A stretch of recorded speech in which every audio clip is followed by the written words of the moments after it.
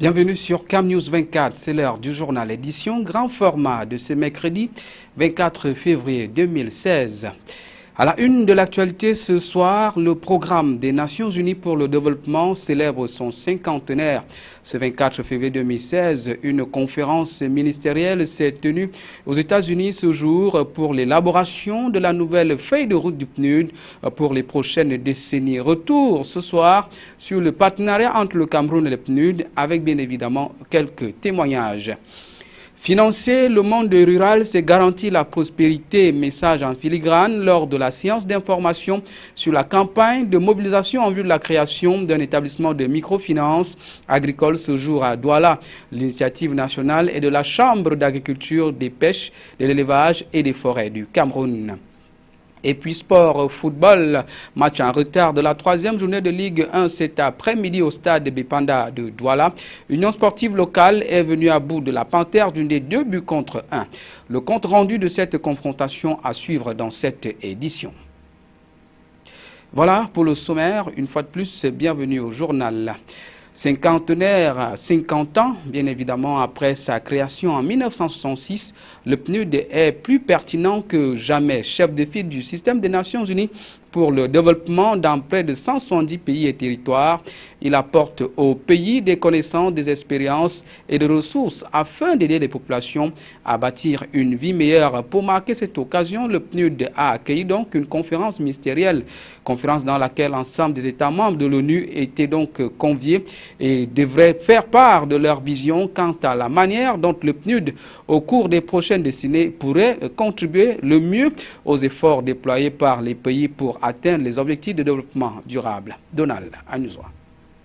Le programme des Nations Unies pour le développement, en abrégé PNUD, célèbre en cette année 2016 son demi-siècle d'existence. Présente dans 70 pays et territoires, l'institution joue un rôle fondamental puisqu'elle est non seulement la plus grande organisation de développement du système des Nations Unies, mais elle assume en outre la coordination entre les différentes agences de l'ONU. Le PNUD se retrouve ainsi à la manœuvre pour faire aboutir d'ici 2030 les objectifs du développement durable adoptés en septembre 2015. Cet agenda épousant l'évolution du monde et des mentalités reflète la nouvelle philosophie du développement et de la coopération, bien loin de celle qui prévalait il y a un demi-siècle à la création du PNUD. Pour marquer l'anniversaire du programme, plus de 80 ministres venus du monde entier participent depuis ce 24 février à une réunion de l'Assemblée générale des Nations Unies à New York pour dresser une feuille de route de l'action au service du développement mondial. Les ministres prendront part à des débats de haut niveau sur les moyens à mettre en œuvre pour traduire les ambitieux engagements mondiaux, financement du développement, élimination de la pauvreté, réduction des inégalités, action face au changement climatique et consolidation de la paix, en des mesures concrètes porteuses de résultats. Ils partageront leurs visions respectives sur les façons de faire des ODD une réalité et de bâtir un monde plus prospère, plus juste et plus inclusif. Le programme des Nations Unies pour le développement célèbre donc sa 50e année.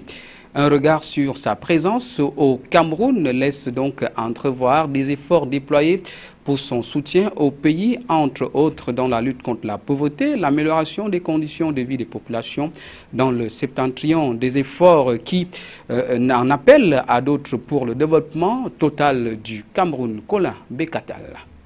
Le programme des Nations Unies pour le développement est un réseau mondial qui vise à améliorer les conditions de vie des populations dans les pays aux ressources limitées, mais aussi à faire une interconnexion de leurs connaissances et de leurs expériences. Au Cameroun, la présence du PNUD est manifeste dans plusieurs programmes, en l'occurrence dans la réduction de la pauvreté. Dans cette perspective, un cycle de coopération avait été mis sur pied pour accompagner le gouvernement camerounais dans ses objectifs de croissance et d'emploi. Le PNUD accompagne le gouvernement camerounais dans le renforcement de la cohésion sociale à l'extrême nord dans le contexte sécuritaire actuel. Son passage dans le septentrion a laissé des traces dans les camps des réfugiés de Minawao avec une mobilisation de 4 milliards 175 millions 36 024 francs CFA pour l'assistance des populations victimes de la secte islamique Boko Haram. Le PNUD vient à point nommé dans cette région du pays particulièrement exposée aux effets du changement climatique. Rappelons qu'en 2013, 548 907 personnes ont été exposées aux inondations et 571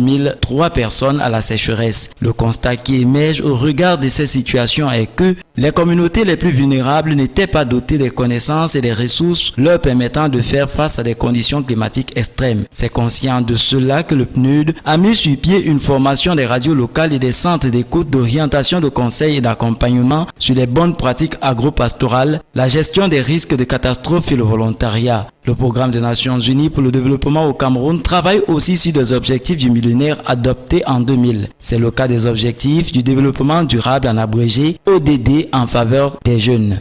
Le PNUD se propose aussi d'apporter son appui à l'amélioration de la qualité des services rendus aux usagers. Grand parcours d'un programme qui, dans la célébration de son cinquantenaire, a conscience du chemin qui reste à parcourir pour voir le Cameroun définitivement développé. Terminons avec le dossier PNUD dans cette édition par les témoignages des bénéficiaires et non bénéficiaires de l'accompagnement du PNUD dans la région du littoral. Ils se sont exprimés au micro de Cam News 24. Synthèse dans ce reportage. Le PNUD accompagne le Cameroun dans les domaines tels que l'élevage, l'agriculture et même la pisciculture. Pour les festivités marquant le cinquantenaire de ce programme onusien, certains bénéficiaires de l'appui du PNUD dans la région du littoral ont tenu à faire les témoignages de cet accompagnement. Nous avons bénéficié de PNUD sur l'installation de nos 2 premiers étangs dans la pisciculture. Les 2 premiers étangs ont été lancés à 60% par le PNUD. On ne pourra jamais oublier parce qu'ils nous ont participé jusqu'à la création et jusqu'à la première pêche pour voir si on est allé jusqu'au bout. Donc ça nous est resté droit au cœur. Mais malgré la présence du PNUD dans le financement des projets sur l'agriculture, l'élevage et autres, tous les projets et programmes ne parviennent pas à toutes les couches vulnérables à faible potentiel financier et technique de production. Dans l'ONCAM par exemple, l'information sur les projets et programmes locaux du PNUD n'est pas la chose la mieux partagée. Nous, dans l'ONCAM, particulièrement, nous ne sommes pas beaucoup informés. Mais nous connaissons que le PNUD existe et qu'il participe à la production. Et nous en avons beaucoup besoin. Mais sauf qu'il nous manque l'information et les canevas pour arriver jusqu'à eux. Pourtant, les potentialités de ces départements dans la région du littoral peuvent faire d'une CAM l'une des mamelles nourricières du Cameroun. Si et seulement si les efforts du gouvernement à travers la construction du lycée agricole se multipliaient par milliers. L'ONCAM seul peut nourrir le Cameroun. Nous avons de très grandes bases de production, notamment en Konjo, à Solaire, dans l'arrondissement de Yabassi, à la vallée du Cam, là où il y a une forte production de la patate douce et de l'igname. Et presque tout l'ONCAM n'est qu'un bassin de production. Donc si nous avions un organisme comme le PNUD qui va booster la production, nous sommes même capables de nourrir tout le Cameroun. Il faut booster le secteur rural. Le PNUD ne doit pas s'arrêter en si bon chemin selon les échantillons de son action au Cameroun. J'ai parlé de ça pour qu'on sache que le PNUD a donné des exemples et il n'a qu'à et il doit continuer. Si c'est pour le développement de notre pays, il doit continuer. 50 années d'activité dans le monde et au Cameroun, le programme des Nations Unies pour le développement vit des noces d'or dans l'optique d'éradiquer totalement la pauvreté à travers le monde entier. Au Cameroun, qui dit merci en redemande davantage. Marché agricole, le projet d'investissement et de développement remet du matériel roulant aux directions techniques du ministère de l'Agriculture et du Développement rural dans sa mise en œuvre. La cérémonie solennelle qui avait pour cadre l'hôtel de ville de Yaoundé était présidée par le ministre Henri Eyebe Aïssi en présence de ceux de ses collègues du gouvernement, Luc Magloambaga Tangana du commerce, Dr Taïga de l'élevage, des pêches et des industries animales. Jean-Pierre Bitongo, Joseph Ateba. Il s'agit d'un lot important de matériel roulant dont le coût est estimé à 244 millions de francs CFA, composé de véhicules pick-up 4x4 et de 40 motos tout-terrain. Cette dotation s'inscrit dans le cadre de l'appui logistique du PIDMA, le projet d'investissement et de développement des marchés agricoles au ministère de l'Agriculture et du Développement rural dans l'exécution de ses missions de structuration et d'immatriculation des coopératives, de renforcement du contrôle, d'inspection, de certification et de multiplication des semences de base pour le maïs, le manioc et le sorgho, de réhabilitation des fermes sémencières étatiques et de suivi des coopératives partenaires du projet.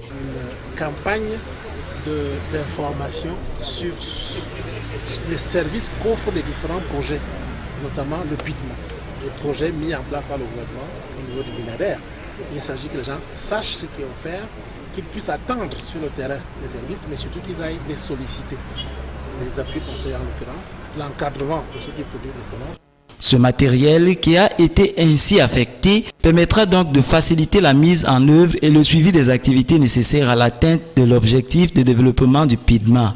Officiellement lancé le 28 janvier 2015 à Yaoundé, pour une durée de 5 ans, le projet d'investissement et de développement des marchés agricoles est financé à hauteur de 50 milliards de francs CFA par la Banque mondiale. La création prochaine d'une microfinance agricole au Cameroun était à l'ordre du jour ce 24 février 2016 à Douala, au cours d'une séance de mobilisation d'information et de sensibilisation de l'ensemble des forces vives de la nation pour booster le financement du monde rural. L'initiative est de la CAPEF, la Chambre d'agriculture, des pêches, d'élevage et des forêts du Cameroun. Séance de travail présidée par le secrétaire général des services du gouverneur du littoral, représentant personnel de monsieur le gouverneur. Reportage. La Chambre d'agriculture, des pêches, de l'élevage et des forêts du Cameroun, CAPEF, lance la campagne de mobilisation de l'épargne en vue de la création d'un établissement de microfinance agricole. Après l'Est, le Sud, le Centre, l'Ouest, c'est autour de la région du littoral et précisément à Douala, ce 24 février 2016, que le président de la CAPEF est venu prêcher à des convertis. La salle polyvalente des services du gouverneur a servi de cadre à ces échanges entre les membres de la CAPEF, les acteurs du monde rural, les opérateurs économiques et élus de la nation.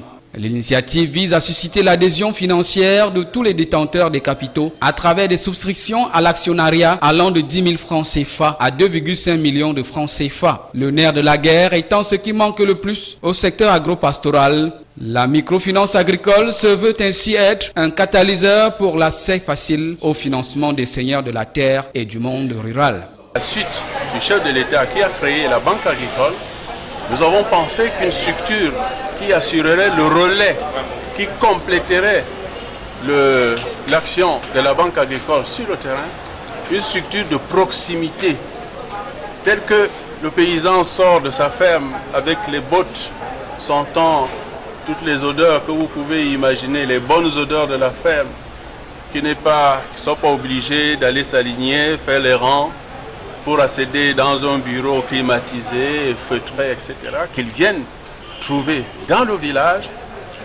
une agence de la microfinance à qui il va poser son problème et qui trouvera solution immédiatement à son problème. En donnant l'onction du gouvernement à cette initiative dans la région du littoral, le secrétaire général des services du gouverneur, Étienne Ludovic Mba, a martelé que financer le monde rural, c'est garantir la prospérité et le développement du Cameroun. Pour cela, il a appelé toutes les forces vives de la région du littoral à s'investir dans cette initiative de relais de proximité entre les producteurs, les distributeurs et les consommateurs en passant par les industriels. En politique, compte rendu parlementaire, l'honorable Albert Dokonis, député à l'Assemblée nationale, était face aux populations de la circonscription Voury-Centre ce 24 février 2016. Il était question pour le membre de la Commission des finances et du budget de la Chambre basse du Parlement camerounais d'entretenir ces populations sur les travaux de la session de novembre 2015 à l'Assemblée nationale. Reportage, Éric Ticheux, Benoît Dormont. Le projet de budget 2016 s'équilibre en recettes et en dépenses à la somme de 4 234,7 milliards de francs CFA contre 3 746,6 milliards de francs CFA en 2015, soit une augmentation de 488,1 milliards en valeur absolue et 13,2% en valeur relative. Et les recettes propres de l'État pour l'exercice 2016 enregistrent une forte baisse par rapport au budget de 2015, ceci à cause de la chute des recettes recettes pétrolières. Une diminution attendue des recettes propres en 2016 a été récupérée sur les enveloppes budgétaires. Voilà en quelques lignes ce à quoi l'électorat a eu droit au cours de ce compte rendu parlementaire déroulé par l'honorable Do Collins. Que ce budget est un budget qui prend en compte des prescriptions importantes du chef de l'État, qui a commandé au gouvernement, qui a demandé que ce budget puisse traduire la situation que nous vivons. À savoir, nous sommes en guerre à l'extrême nord du pays et à la frontière est. Il faut que ce budget traduise cela, à savoir que le train de vie de l'État soit réduit. Pour les exercices budgétaires 2016, 91 projets sont inscrits dans le budget d'investissement public BIP 2016 du département du Vouri pour un montant total de 833 351 000 francs CFA. Mais il faut ajouter le plan d'urgence. Il faut ajouter les projets à gestion centrale. Parce que vous savez que Douala va avoir un très grand stade d'attaquement. C'est des milliards. Donc c'est pour ça que vous avez vu au niveau du plan d'urgence, c'est 4 milliards. Au niveau des autres budgets liés à la région, 202 milliards et ainsi de suite. En plus du projet de loi portant loi des finances de la République du Cameroun pour l'exercice 2016, l'honorable Albert Do Collins a également entretenu les populations de sa circonscription sur les 5 autres projets de loi déposés par le gouvernement sur la table des députés. Sport football, match en retard de la 3e journée de Ligue 1. Union sportive de Douala s'est imposée cet après-midi au stade de la réunification devant Panthère Dundee. Menée au score, la formation de la capitale économique a réussi à inscrire 2 buts en seconde période grâce à Shenkam et Samuel Len. L'affiche de ce mercredi a été marquée aussi par l'entrée de la partie de David Eto, nouvellement recruté par le club. Michel Ateba et Zoé Ngonga reviennent de la cuvette de Bepanda. Jusqu'à la 57e minute, les Verts et Blancs de Douala sont menés 1-0. L'entrée de David Eto peut alors sourire au Nasara Gamakai.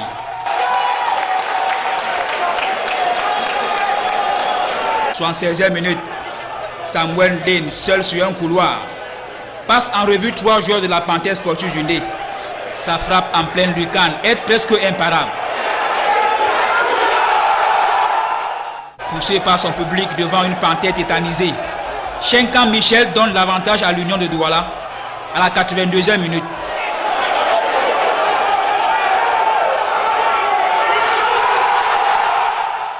L'équipe vice-championne du Cameroun gère la fin du match avec finesse.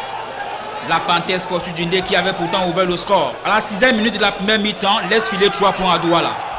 Son adversaire rejoint le trio des têtes avec 8 points. Union est co-leader et affronte mercredi prochain le leader New Stade de Douala qui compte également 8 points. Prenons à présent le pouls de l'actualité internationale tel que vécu ce mercredi 24 février 2016. C'est avec nos confrères de l'AFP. Trop c'est trop, c'est la phrase du jour signée Martine Aubry contre François Hollande et Manuel Valls. Dans une tribune publiée dans le journal Le Monde, l'ancienne candidate à la primaire de 2011, Danielle Cohn-Bendit, et plusieurs personnalités de gauche livrent une sévère critique de la politique du gouvernement.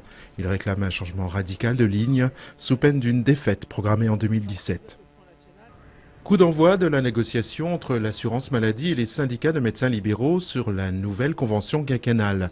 Des discussions qui risquent d'être très tendues, notamment sur la revalorisation des tarifs de consultation, aujourd'hui à 23 € pour les généralistes, tarif inchangé depuis 2011. En Espagne, premier pas vers la formation d'un gouvernement. Le Parti socialiste a obtenu le soutien des centristes de Ciudadanos, le parti libéral, pour l'investiture de Pedro Sánchez. Le chef du Parti socialiste devra encore trouver le soutien d'autres formations, et en particulier celle de Podemos, la gauche radicale. Retour des bénéfices pour le groupe PSA Peugeot Citroën. Le premier groupe automobile français a dégagé un bénéfice net de 1,2 milliard d'euros l'année dernière. Premier résultat positif depuis 2010. La direction a décidé de verser une prime d'intéressement de 2 000 € en moyenne par salarié. Elle est âgée de 8 ans, pèse 750 kg et mesure 1,50 m au garrot. Des mensurations idéales pour se présenter au Salon de l'Agriculture dont elle sera la mascotte. Répondant au doux nom de Cerise, cette digne représentante de la vache basadaise, une race appréciée pour ses qualités bouchères, sera pour la première fois mise à l'honneur lors de la plus grande ferme de France du 27 février au 6 mars. Fin du journal. Merci de l'avoir suivi. L'information continue sur CAMnews 24 et sur le site www.camnews24.net. Mesdames, Messieurs, bien bonsoir.